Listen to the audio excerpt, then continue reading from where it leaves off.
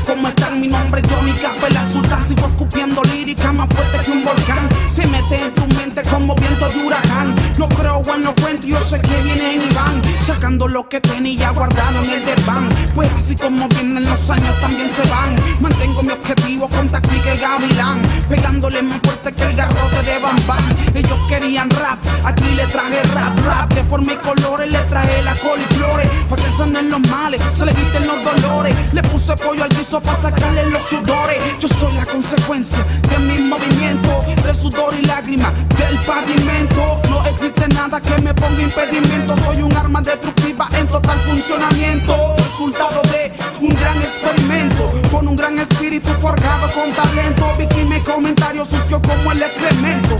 Quieren pararme, yo por ustedes lo siento. Yo por ustedes lo siento. Yo por ustedes lo siento. Yo por ustedes lo siento.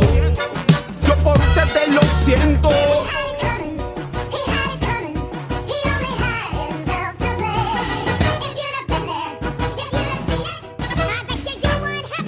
Sigo pa'lante fuerte y por instinto. Yo sé que lo olfatea, sabe que es distinto.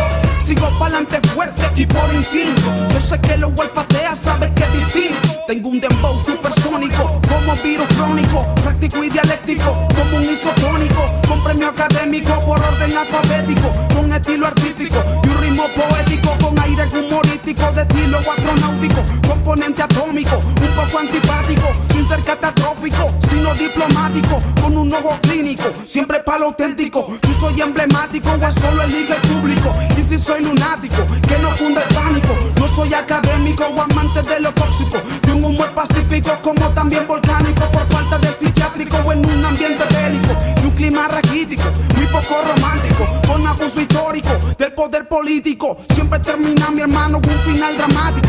No pierdan el físico del poder anímico, que sea muy eléctrico, que nunca sea bélico, pero sea apoteósico, de un pueblo que es único, de un pueblo fantástico, pero no fanático. Sigo para adelante fuerte y por instinto. Gracias por el apoyo de todos ustedes. Esto es Top 10.